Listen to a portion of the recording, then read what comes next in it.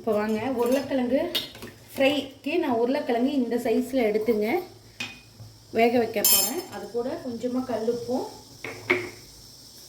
ஒரே ஒரு சிட்டிக்கு தான் போடுறேங்க. அப்புறம் நம்ம அந்த இதில் போட்டுக்கலாம் மசாலா ஃப்ரை பண்ணிடல. மஞ்சத்தூள் ஒரு 1/4 டேபிள் ஸ்பூன் அஞ்சலி பெட்டி ஸ்பூனில் போட்டு மிக்ஸ் பண்ணிக்கிறேங்க. இது நல்லா உருளைக்கிழங்கு வெந்து வரட்டுங்க, காமிக்கிறேன். பாருங்க கிழங்கு நல்லா வெந்துருச்சு. இப்போ நம்ம தாளித்து விட்டுக்கலாம். வடிகட்டிட்டு தாளித்து விட்டுக்கலாங்க. பாருங்க ஆயில் நல்லா காஞ்சிருச்சு. கடுகு ஒரு சிட்டிக்கு அளவு நான் போட்டுக்கிறேன். நிறையா போட வேண்டியதில்லை.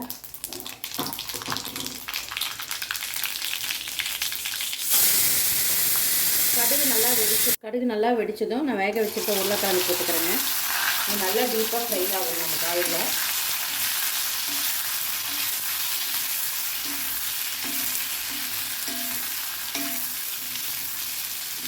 நல்லா ஃப்ரை ஆகுதுங்க. அடிக்கடி கிளற வேண்டாம்.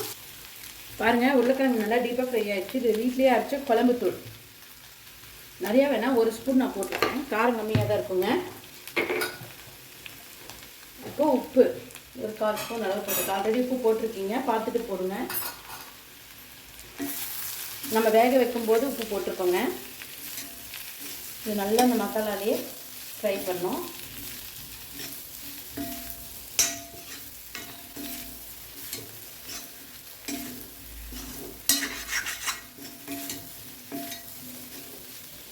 இது நல்லா ஃப்ரை ஆகட்டும்.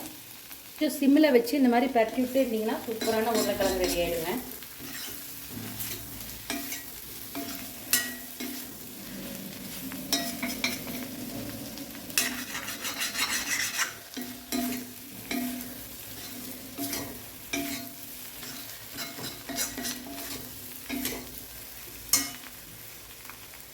பாருங்கள் பார்க்கவே எவ்வளோ சூப்பராக இருக்குங்க. சூப்பரான ஒரு உருளைக்கிழங்கு ஃப்ரை ரெடி ஆகிடுச்சுங்க. இந்த மாதிரி சிம்மில் வச்சு நல்லா பரட்டி விட்டிங்கன்னா இது செமையாக இருக்குங்க. கண்டிப்பாக நீங்களும் இந்த மாதிரி ட்ரை பண்ணி பாருங்கள். பாருங்கள் செமையாக ஆகிடுச்சு. அவ்வளோதாங்க. இப்போ நம்ம அடுப்பு ஆஃப் பண்ணிடலாம். ஒரு 10 நிமிஷத்தில் செஞ்சிடலாங்க. உருளைக்கிழங்கு மட்டும் வெந்தால் போதுங்க. இந்த மாதிரி நீங்களும் ட்ரை பண்ணி பாருங்கள்.